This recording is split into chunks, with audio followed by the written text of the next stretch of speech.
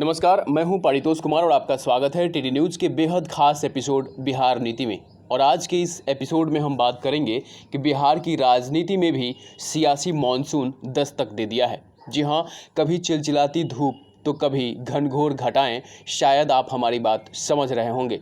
सियासत के बदलते मौसम में बिहार की जनता भी आसमान की तरफ टकटकी लगाकर देख रही है और बिहार के बहार पर कहीं मौसम की मार न पड़ जाए और कहीं अधपकी फसल बर्बाद न हो जाए, इसका डर भी सताने लगता है।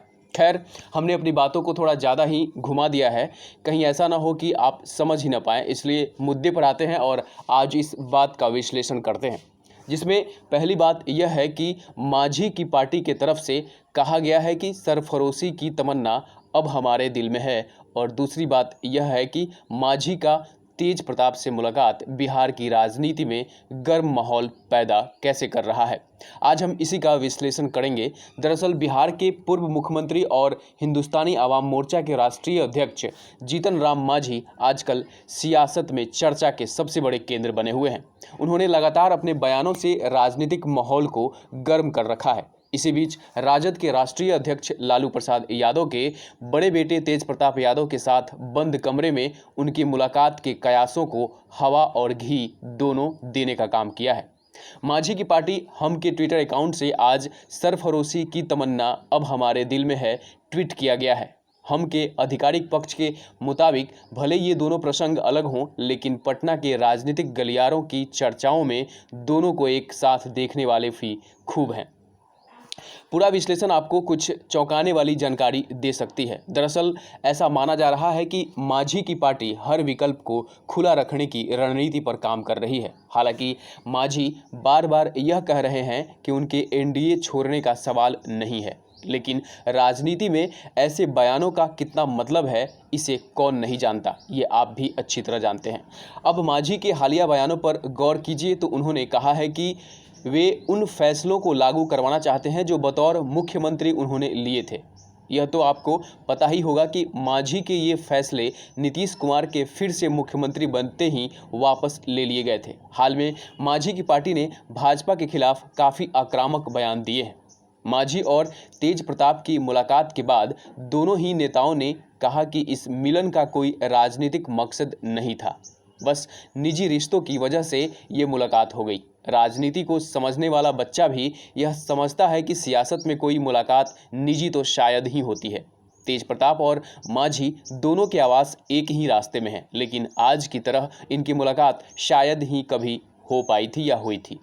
शुक्रवार को तेज प्रताप अचानक मांझी के आवास पर पहुंच गए। बहरहाल राजद और कांग्रेस पहले भी कई बार मांझी को एनडीए छोड़कर महागठबंधन में आने का न्योता दे चुके हैं। दोनों ही दलों ने बार बार कहा है कि मांझी और एनडीए में असहज महसूस कर रहे हों तो वे अपने साथी बदल लें। यह भी जानना जरूरी है कि मांझी विधानसभा चुनाव से कुछ दिनों पहले तक राजद के ही साथी थे। यही हाल एनडीए के एक और सहयोगी मुकेश सहनी का भी है। ये दोनों नेता टिकट बंटवारे में सहमति नहीं मिलने पर एनडीए से जुड़े थे। वहीं आपको बता दें कि बिहार में सरकार बनाने के लिए विधायकों की जरूरी संख्या बल को जुटाने के लिए मांझी और मुकेश सहनी के 4 विधायक बैलेंसिंग फैक्टर हैं। इनके इधर उधर होने पर सरकार के बनने बिगड़ने का खेल हो सकता है। दरअसल कुछ ही दिन पहले मांझी के घर जाकर मुकेश सहनी ने भी ऐसी ही मुलाकात की थी।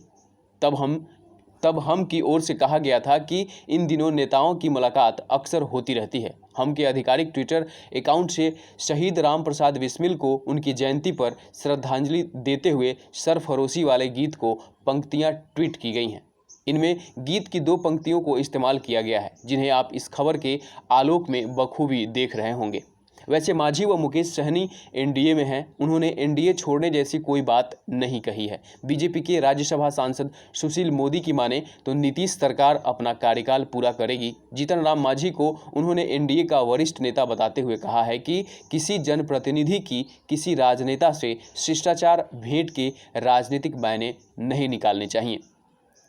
जीतन राम मांझी ने लालू राबड़ी का कुशासन देखा है। अब देखना यह है कि बिहार की जनता की अटकलें और सियासी चेहरों का जो आंतरिक खेल हो रहा है, उससे बिहार के बहार पर क्या असर पड़ता है। फिलहाल आज के बिहार नीति एपिसोड में इतना ही। आप देखते रहें टीडी न्यूज़। नमस्कार।